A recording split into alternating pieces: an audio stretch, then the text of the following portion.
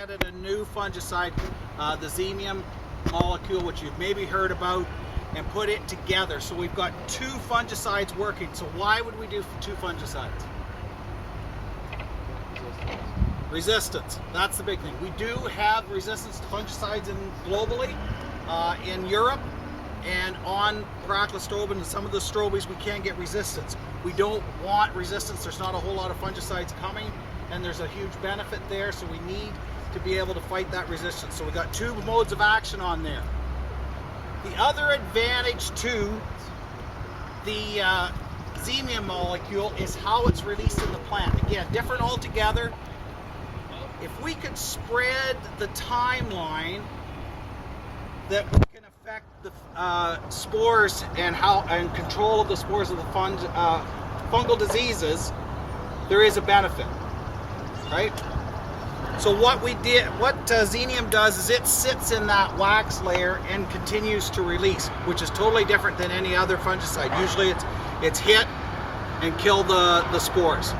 And the other thing it does is not only is it just affecting the spores because it's staying around for that 10 to 15 days and continuing to go into that plant and being translocated and move through the plant, it also will control further into the life cycle, right through till it starts to affect further. It's not just affecting the hyphae in the plant. So we've got something that we spray on there that's got a source that'll allow it to stay on there for about 10 more days.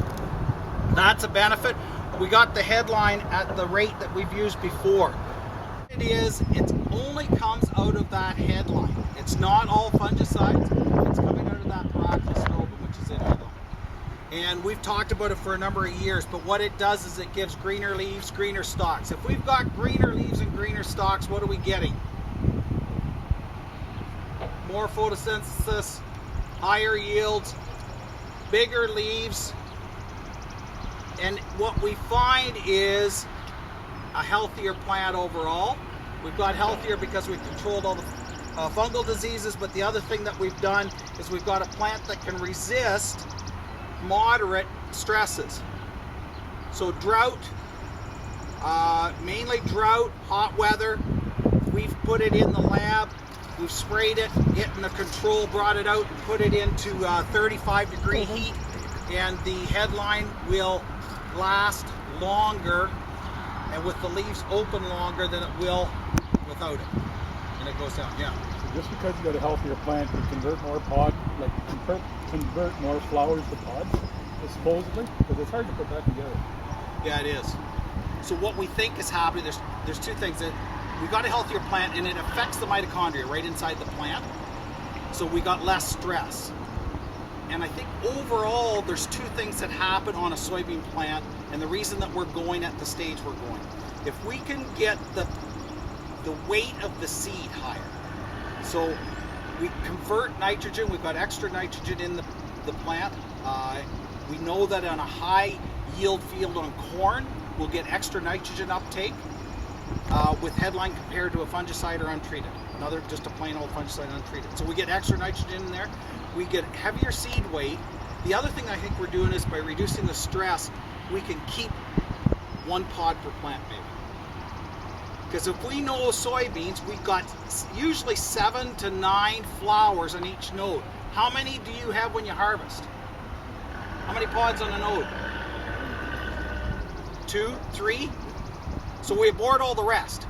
Soybean plants, when they're under stress, the first thing they're going to do is abort flowers. And if the flowers have already went to pods, then they'll do pods. But they've got a lot invested in pods by this time. They hate dropping pods, and they really hate dropping seeds. So if it's under stress, and again, a lot of the nutrients are all coming in late, and the root growth is done, right? So soybeans, once they get in that reproductive stage into that R2, R3, that whole root growth is pretty well minimalized. It's done its thing. It's sitting there and it's turned reproductive and it's switched over.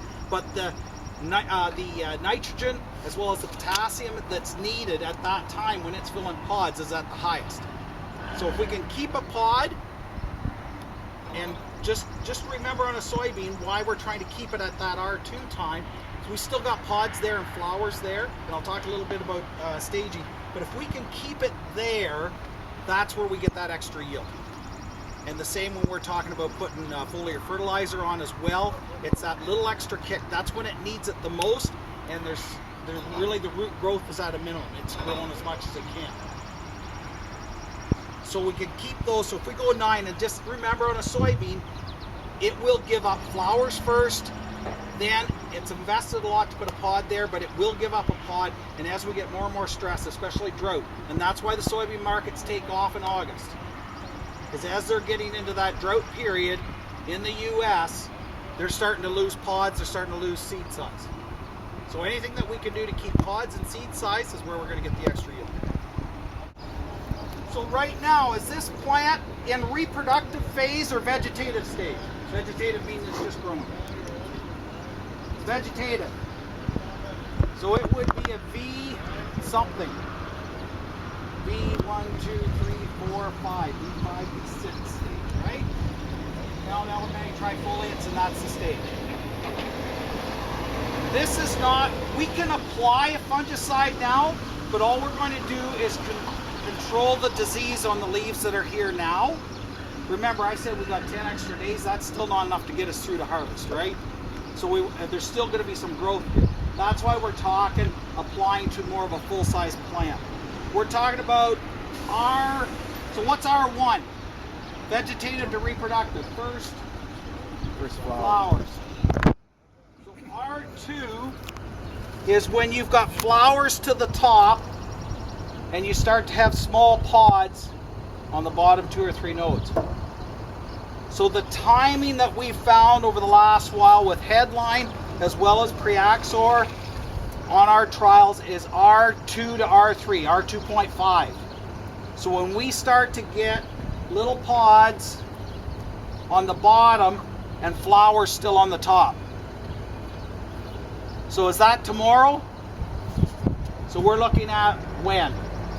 2 weeks, 3 weeks, somewhere around there.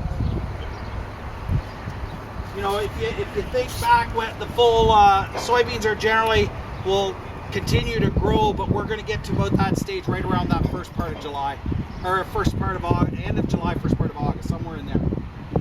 So that's the target. It's different than what we're talking on corn, and I think the reason we're getting that extra yield at that time is because we're still protecting and keeping pods on there with the stress.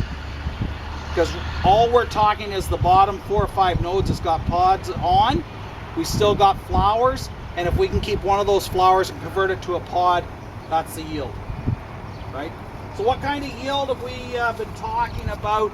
What we've seen is around 3 to 4 bushel on soybeans at that timing.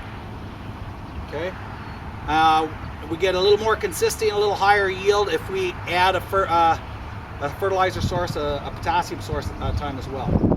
So when you're spraying, you can do 2 things in the tank, but not 3. 3 strikes, you're out. Okay? So if you're going to put an insecticide in there and Priaxor, that's fine, but don't put the fertilizer and an insecticide and Priaxor in there. You're up to your 3rd strike, and we're out. For white mold, and it is suppression. It's the same as competitor, but what they're saying as far as white mold, our trials show us the exact same control. Lance is better, but it's more expensive, so Lance is only slightly better, so you could use it for white mold in the right situation if you think you're going to have it. Like if it's a consistent field with white mold, maybe heavy fertilizer, heavy crop planting, and very thick, and you wanted it to suppress white mold as best possible, it's 180 mil rather than 120 mil per acre. It doesn't increase the price really that much, but it will suppress it. It doesn't control. We're not going to get into the control. Benefit seed size. We've seen a seed size benefit as well on soybeans. IP. We do not have MRLs yet, and won't have it by use season, so it's Headline. And the benefits are the same. So the difference between Headline and what we've seen with Priaxor, and I apologize, I wish I could say that we had Priaxor for IP beans. What we've done is made a product that's more consistent by putting the 2 together. And if you see those piano graphs, everybody does them, you know, where the low, the high, and in between. All it's done is taken the top out and the bottom out, and in that middle part where it's just about up or down and a little bit of benefit, Priaxor is a little bit higher than headline. So in your IP beans, you're going to want to protect them in seed size. With the amount that's out there this year, if they all come in, there's going to be a lot for people to grade. Leaves feed yield on corn. 8 is when it's laying down the ear size and everything. But it is 75% of your yield comes from the leaves from the ear up. So when we sprayed it at this size, where was the ear? Right here. Yeah, there was one here. One here. And there's probably Somebody laying was about 4 giving or to 5 me down each one. below. But it's still right at about the soil surface or 1 or 2 inches up, right? 8 leaf stage. So it's not there. So our yield comes from those top leaves. When does northern corn leaf blight come in? Brad? Later. It's late. We start scouting for it in August, right? It's probably infected, but we're starting to see the cigar shapes in August. What other thing are we controlling on there? But that's the main one. Eye spot, again. Eye spot we don't see now. What we're seeing now and some benefit now is anthracnose and reducing it enough. So why would we want to spray early to control anthracnoses around the stalk rods? We have seen benefits at the biggest bang for your buck at tassel. Is that nice to put into the field at that time? Absolutely not. Would we prefer if we didn't have to put it in at that time? You betcha. When are we going to put Priaxor on corn? When should we put it on? Tassel, or as close to it as possible. So the latest you can get through the field. And it's a graph like this. So it's not as though you lose all the benefits because you don't hit it at tassel. So it's pre-tassel, but I can still get through it and the corn's this high. You still get the benefits. Averages are 9.6, except the guys that are below the line. But the average is 9.6. Priaxor again levels out that headline benefit that we've seen. Is that at tasseling? The 9.6? 9.6 is at tasseling. And what about at 6 to 8 leaf? 6 to 8 leaf. V5 is 2.3, which is similar to what everybody else is at. Okay, why do we go in and tramp wheat? Not worth nothing. And for some reason it's socially acceptable to tramp your wheat field and put rows in it. We're on the But same. you have it tramped already, see, so it's not so That's bad. right. that time. Okay. Tracks are already there. The tracks are already there.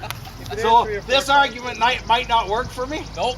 I hate when that big corn stalk is so strong and knocks over 5 more. That's what I hate. It is a concern. Now, our plots are done with have been done with clearance sprayers. They're easier to do with high clearance sprayers. You're still seeing the benefit. If you look at it overall in the whole picture, you're probably not tramping enough yield for the benefit you get, and that's what we're seeing. Although it's a mind thing, so we have to work on that. I can't change it.